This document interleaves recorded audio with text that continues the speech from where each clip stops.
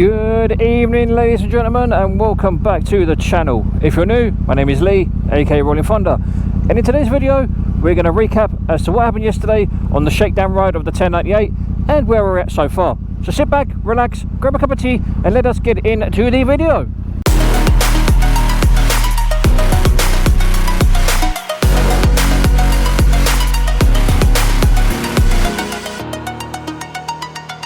So ladies and gents, how are we all doing? I hope you're doing well. And you join me on a rather chilly but dry Thursday evening. And as the title of the video suggests, we are going to, oh, pardon me while I've just smashed my camera. We are going to recap what's been going on with the 1098, where we're at in the shakedown, and something I managed to fucking break. Well, I say I managed to break, but let's just say I have to replace it. So the way this all unfolded was like your typical shakedown ride. I took the 1098 out for an hour or two just to give her a shakedown, as they say, to make sure that everything was in order for her MOT at the end of the month. And everything was okay to a degree. And I did obviously the usual pre-flight checks, as you do. Checked the coolant, checked the oil, checked your brake pad, my brake pad levels and all the rest of it. However, if you haven't already seen it, I'll put it in the card above. What happened yesterday when I took her out for her shakedown ride was that I found that the front brakes were exceptionally spongy. And what I mean by that is, if I can get under a traffic light, I'll be able to show you exactly what I mean. Few inches later. Right, so under a street light, you'll be able to see exactly what I'm talking about. Now, as you guys know, brake levers have a certain amount of play in them before they start actuating the piston inside the master cylinder. With the R1, it's that much. So I don't know if you can see that. Very, very, very little movement. On the 1098, however, there was probably 2, maybe 3 times as much play in the lever before the master cylinder started applying any kind of pressure. So I thought, okay, fine, it is what it is. It's probably old pads, old fluid. So I bled the front calipers, I bred the lines, bred the master cylinder. You know, as you do, starting from the calipers and working your way up, because air likes to travel upwards. So I did all that, took her out again, still kept doing the same thing. So I thought, maybe it is old pads. So I took the pads out, get them all cleaned down, because they were covered in dust, and then proceeded to clean the calipers as well. And again, same thing happened. Really, really, really spongy front end. Again, as you guys may or may not know, I've got a set of piezo levers on the 1098, which are basically shorty levers like what I've got on the R1. Only difference being is that the levers on the R1 are Litec, and the levers on the 1098 are piezos, like I just said. So I took the lever off, had a look at the little actuator, piston, nipple type thing. I'll throw a picture up of it because I don't really know what it's fucking called, so just call it an adjustable actuator for the moment. If I do find out what the actual name of it is, I'll obviously put it in the video, but if not, just call it a piston actuator adjuster, or an adjustable piston actuator. God almighty, I'm going to need to lay down after this video with all these big words. But anyway,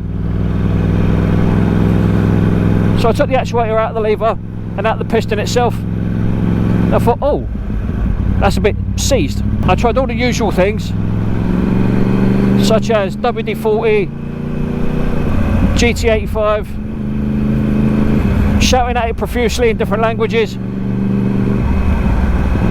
but nothing would work. So I'm like, for fuck's sake. So not only do I have 2 bikes and I can only use one of them,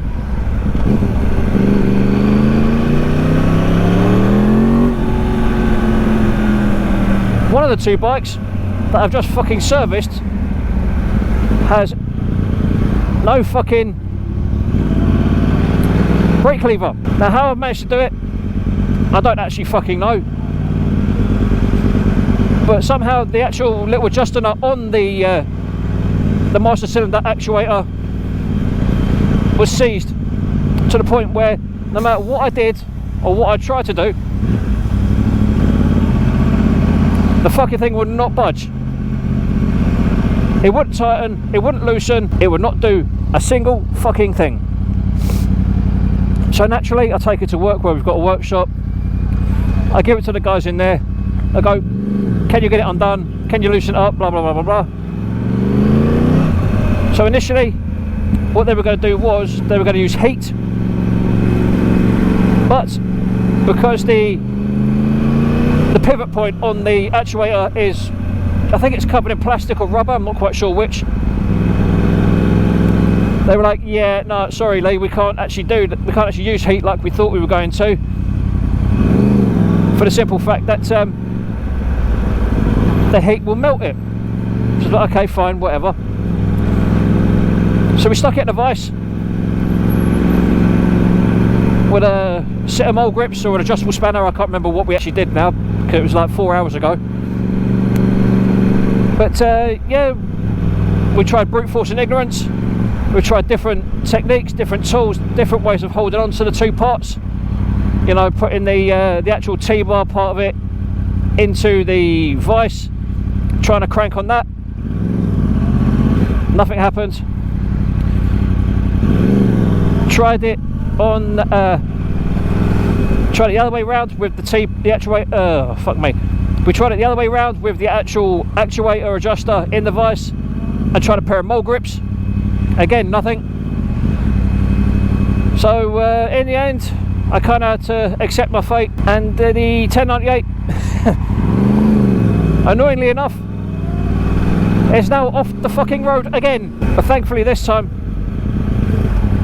it's not a mechanical issue. Well, technically it is a mechanical issue, but it's not a catastrophic mechanical issue. It's annoying, to say the least, but it's not a catastrophic issue. Also, ladies and gentlemen, on a side note, if you aren't already, please consider subscribing to one of my dear friends' channels. The channel is called ADHD Suzuki. He's a very good friend of mine, comes into my work quite a lot, buys a few bits and pieces here and there. He's a lovely geezer, very down to earth. He does all sorts of weird and wonderful shit on his channel. He does club racing, he does C90 racing, mini motos, you know, everything that I can't do. And if you do go and sub to his channel, make sure to let him know that Rollin Thunder sent you, because I want to try and get him to 1,000 subs before summer starts properly, because it would be nice to have a fellow YouTuber in the area who's actually being slightly successful, whereas I am still trying to be successful. So I'm always looking out for the smaller man, shall we say. So make sure to go and give ADHD Suzuki a follow. Make sure you subscribe to his channel. Make sure you click all the notifications so you're kept up to date when he drops new content. Like I said, he does all sorts of weird and wonderful motorcycle related content like I do. So if you're into that kind of stuff, make sure to go and check him out. Now, I know in the previous video I said that I love the bike regardless of what she does and the sort of shit that she puts me through. And if I said I didn't love her because of that one minor thing, I would in fact be lying. I do still love the 1098 with all my heart, just as much as I love the R1. And like I said in the previous video, the 1098 may not be as reliable mechanically or electronically as the R1, but I still love her all the same. But what am I going to do about this fucking lever issue? I really am scratching my head as to how I'm going to do it. I've had people say that that little actuator, piston, plunger thing, whatever you want to call it, you can only buy from Brembo as part of a refurb kit. I did also touch upon in the previous video on the 1098's Shakedown Ride that I don't know whether it's a placebo effect or whatever it is, but the calipers on this bike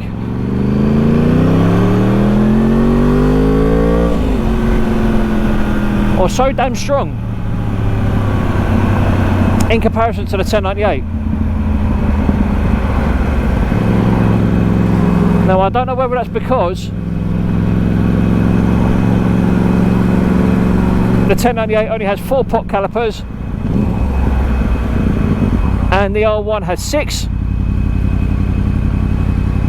I really don't know. What year is this? Huh? What year is your bike? 13. 13. It's nice. Clean. It's clean. I'm getting one of them. Yeah? Yeah, mate. Oh, cool. Yeah, you can see me out here riding. That's the first time I've had someone actually appreciate the R1. But anyway, as I was saying, back to the 1098 braking issue. Well, not really an issue, just a fucking inconvenience. Literally, I don't know if you can see, but you see that little plunger just there? It's really, really, really well hidden. There you go, that there, just there where my fingertip is.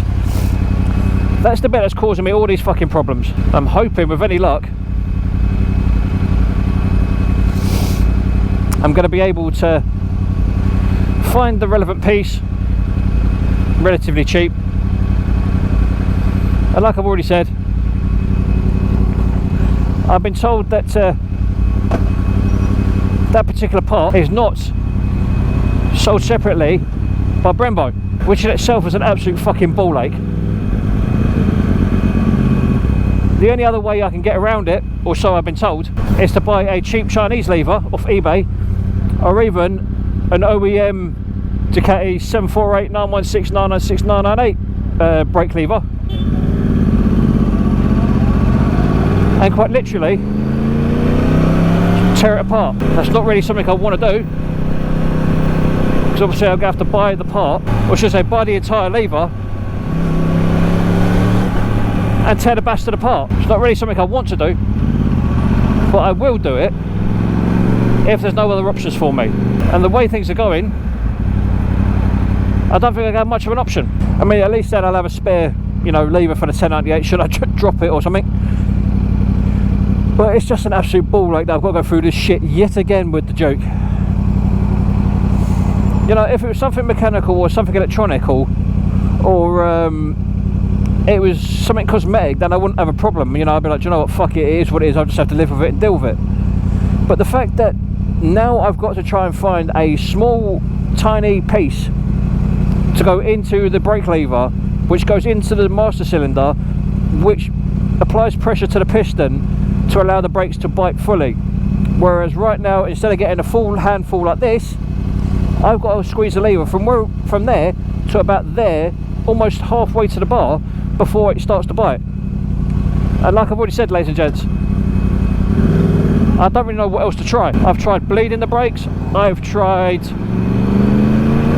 cleaning them, I've tried cleaning out the master cylinder. You know, I don't know what else there is for me to try, I really don't. I know I do need pads at some point very soon, but obviously not so soon that it's becoming dangerous. I do think that the bike's current condition, it will pass its MOT without any issues. Obviously I need to put the standard exhaust back on her, but that's something minor.